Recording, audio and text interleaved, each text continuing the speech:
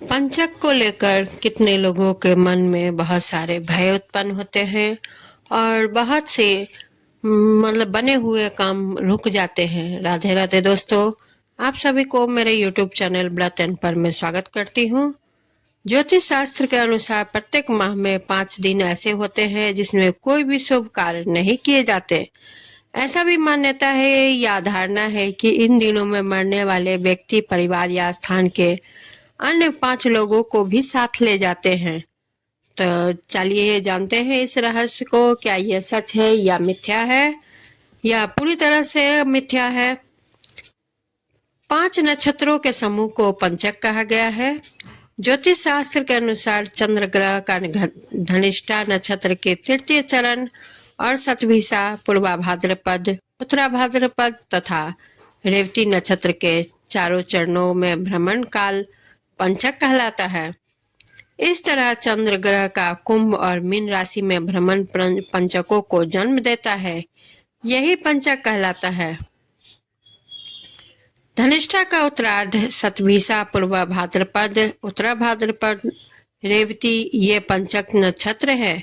इसमें स्तंभ, गारना, प्रेतदाह, तृणकाष्ठ संग्रह, दक्षिण दिशा की यात्रा, चारपाई तथा घर का छानना वर्जित है, क्योंकि शास्त्रों में पंचक का 5 गुना फल माना है। जैसे कि एक शव का दाह करने पर 5 शव का दाह करना पड़ता है, इसी तरह वर्णित प्रत्येक कार्य का 5 गुनी फल मिलता है।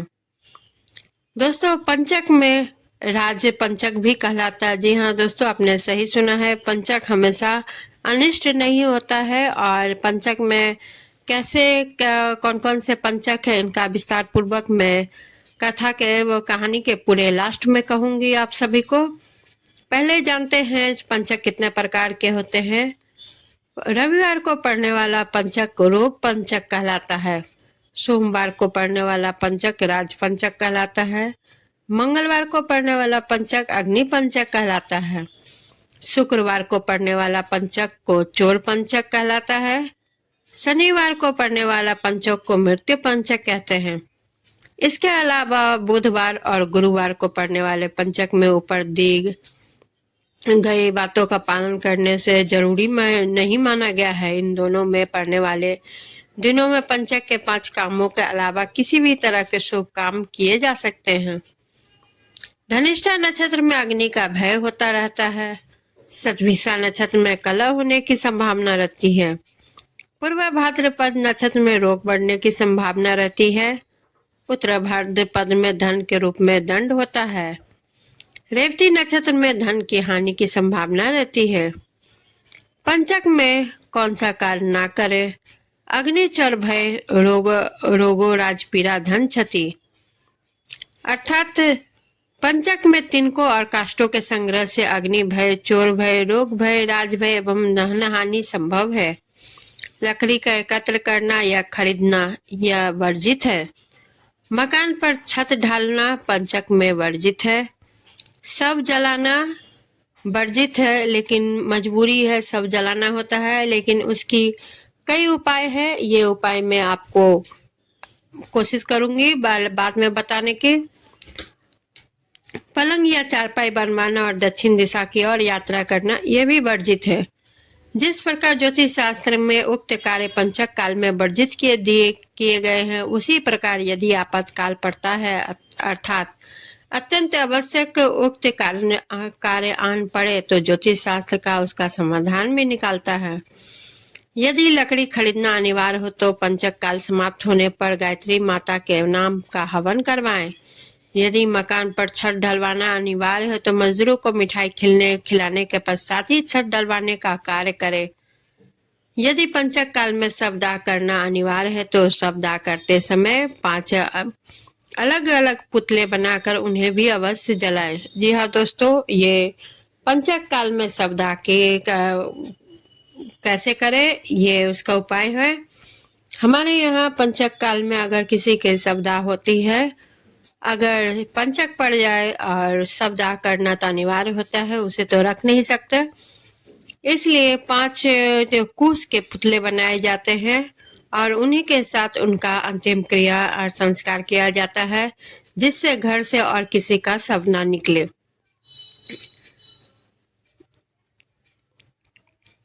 इसी तरह यदि पंचक काल में पलंग या चारपाई लाना जरूरी हो तो पंचक काल की समाप्ति के पश्चात ही इस पलंग या चारपाई का प्रयोग करें।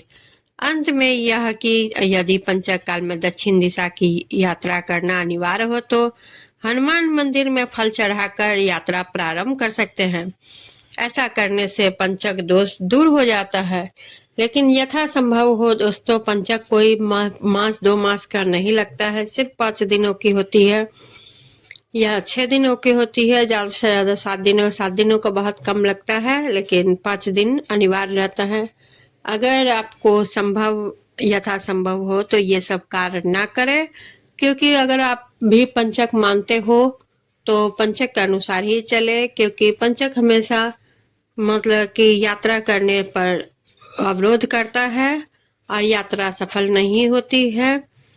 चारपाई या कोई सामान या गांठ लगाना किसी चीज में, ये भी अवरोध है, ये भी नहीं करना चाहिए, ये पूरी तरफ से विरोध करता है। इसलिए पंचक के समय कोई भी कार्य न करे। सबदा तो ये मजबूरी है तो आदमी को करना ही होता है, तो उसके उपाय है, उस उपाय से करना चाहिए। पंचक के लक्षण इस प्रकार है। शास्त्रों के अनुसार धनिष्ठा से रेवती पर्यंत इन 5 नक्षत्रों की क्रमशः 5 श्रेणियां हैं: ग्राम पंचक, कुल पंचक, रथ्या पंचक, गृह पंचक एवं ग्राम बाहम पंचक। विद्वानों के अनुसार जन्म मरण हो तो उस गांव नगर में 5 और जन्म मरण होता है जैसे मैंने पहले ही ये सब आपको क्लियर कर दिया है।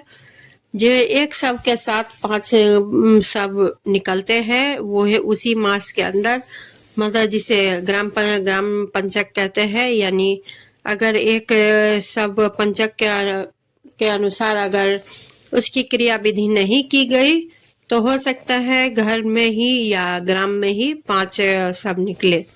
इसलिए ये क्रिया कुश के 5 पुतले बनाकर उसकी क्रिया की जाती है। सतविसा में जन्म मरण हो तो उसी कुल में जन्म मरण होता है। पूर्व भाद्रपद में जन्म मरण हो तो उसी मोहल्ले टोल में जन्म मरण होता है। उत्तरा भाद्रपद में वो जन्म मरण हो तो उसी घर में जन्म मरण होता है। और रेवती में जन्म मरण हो तो दूसरे गांव में या 5 बच्चों का जन्म एवं 5 लोगों की मृत्यु संभव है। मतानुसार है कि किसी नक्षत्र में किसी एक के जन्म से घर आदि में 5 बच्चों का जन्म तथा किसी एक व्यक्ति की मृत्यु होने पर 5 लोगों की मृत्यु हो। मरने का कोई समय नहीं होता, ऐसे में 5 लोगों का मरना कुछ हद तक संभव है। परंतु उत्तरा भाद्रपद को गृह पंचक माना गया है। और जब प्रश्न है कि किसी घर की 5 औरतें गर्भवती होंगी तभी तो 5 बच्चों का जन्म संभव है। पंचक में मरण, जन्म मरण और पंचक का सूचक जन्म खुशी है और गृह आदि में विभक्त इन नक्षत्रों के तथाकथित फल 5 गृह आदि में होने वाले हैं। तो स्पष्ट है कि वहाँ विभिन्न प्रकार की खुशियां आ सकती है। 5 मृत्युओं का अभिप्राय देखें तो 5 गृह आदि में रोग, कष्ट, दुख आदि का आगम हो सकता है। कारण व्यथा, दुख, भय, लज्जा, रोग, शोक, अपमान तथा मरण मृत्यु के 8 भेद हैं। इसका मतलब यह है कि जरूरी नहीं है कि 5 की मृत्यु ही हो। 5 को किसी प्रकार का कोई रोग, शोक या कष्ट हो सकता है। पंचक के उपाय। प्रेतस्य दाह। पंचक में मरने वाले व्यक्ति की शांति के लिए गरुड़ पुराण में उपाय भी सुझाए हैं। गरुड़ पुराण के अनुसार पंचक में शव का अंतिम संस्कार करने से पहले किसी योग्य विद्वान पंडित सलाह अवश्य लेनी चाहिए। यदि विधि अनुसार यह कार्य किया जाए तो संकट टल सकता है। दरअसल पंडित के कहे अनुसार सबके साथ आटे, बेसन या कुश से बने 5 पुतले अर्थी पर रखकर इन 5 को भी सबकी तरह पूर्ण विधि विधान से अंतिम संस्कार किया जाता है। ऐसा करने से पंचक दोष समाप्त हो जाता है। मैंने पहले ही आपको यह सुझाया था दोस्तों, जो हमारे यहाँ ऐसा होता है। अगर कोई पंचक काल में या भदवा, जिसे हम लोग भदवा कहते हैं, हमारे यहाँ पंचक को भदवा के नाम से जाना जाता है। उस भदवा में अगर किसी की मृत्यु हो जाती है तो सबके साथ 5 कुश के पुतले बनाए जाते हैं और उसी अनुसार पूरी क्रिया विधि की जाती है, जिससे कि घर में किसी को पंचक ना लगे और ना गांव में ऐसी कोई दुख व्यथा हो। दूसरा कि गरुड़ पुराण अनुसार अगर पंचक में से की मृत्यु हो जाए तो उसमें सावधानियां बरतना चाहिए। सबसे पहले तो दाह संस्कार संबंधी नक्षत्र के मंत्र से आहुति देकर नक्षत्र के मध्यकाल में किया जा सकता है। नियम पूर्वक दी गई आहुति पुण्य फल प्रदान करती है। साथ ही अगर संभव हो तो दाह संस्कार तीर्थ स्थल में किया जाए तो अति उत्तम मिलती है और सबको सदगति प्राप्त होती है।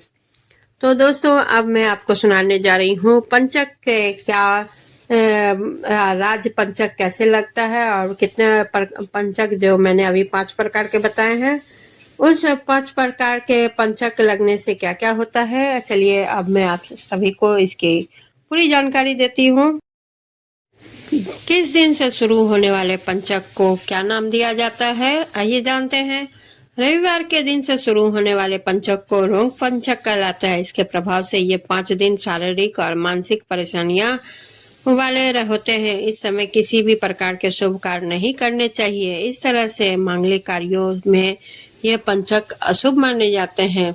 ऐसे ये पंचक सब पर नहीं प्रभाव करता है, जैसे कि जिसके ज्यादा परेशानी शारीरिक रूप से रहते हैं उनको ज्यादा प्रभावित करते हैं। और पंचक से ऐसे भी जो चीज जो कार्य नहीं करने चाहिए वो करना नहीं चाहिए। दोस्तों, 5 दिन के लिए थोड़ा ब्रेक देना चाहिए कामों को। सोमवार में राज पंचक, जी हाँ दोस्तों, बड़ी बेसब्री से इंतजार था आप सभी को। राज पंचक कैसे होता है? सोमवार से शुरू होने वाले पंचक को राज पंचक कहते हैं। ये पंचक शुभ माने जाते हैं। इसके प्रभाव से इन 5 दिनों में सरकारी कार्यों में सफलता मिलती है। राजपंचक संपत्ति से जुड़े कार्य भी शुभ रहता है। अग्नि पंचक, मंगलवार को शुरू होने वाला पंचक अग्नि पंचक कहलाता है। इन 5 दिनों में कोर्ट कचहरी और विवाद आदि के फैसले अपना हक प्राप्त करने वाले काम किए जा सकते हैं। इस पंचक में अग्नि का भय होता है। इन पंचकों में किसी भी तरह का निर्माण कार्य, औजार और मशीनरी कामों की शुरुआत को शुभ माना जाता है। मैंने पहले ही इसके लिए विरोध किया है दोस्तों। अगर 5 दिन के लिए कोई कार्य टाला जा सकता है तो टाले, उसे करने की कोशिश ना करें जिसमें आपका नुकसान हो। चोर पंचक, शुक्रवार से शुरू होने वाले पंचक को चोर पंचक कहलाता है। इन दिनों में यात्रा आदि करने की सख्त मनाही है और इन दिनों में लेन देन, व्यापार और किसी भी तरह के सौदे समझौते नहीं करने चाहिए। माना गया कि कार्य करने से धन हानि, धोखाधड़ी और चोरी होने की आशंका होती है। मृत्यु पंचक, शनिवार के को शुरू होने वाले पंचक मृत्यु पंचक कहलाता है। इसके नाम से ही पता चलता है कि अशुभ दिन से शुरू होने वाला है। ये पंचक मृत्यु के बराबरी कष्टदायी होता है। इन 5 दिनों में जोखिम भरे काम नहीं करना चाहिए। इसके प्रभाव से विवाद, चोट, दुर्घटना आदि होने का खतरा होता है। तो मैंने पहले ही कहा है दोस्तों, पंचक के समय जहां तक हो सके अगर शुभ कार्य करने का मन है तो शुभ कार्य ना करे, इसको थोड़ा ब्रेक दे 5 दिनों के लिए। उसके बाद आप शुभ कार्य, कोई भी शुभ कार्य कर सकते हैं। और इस बार यानी फाल्गुन मास का पंचक आपको मंगलवार को पड़ा है।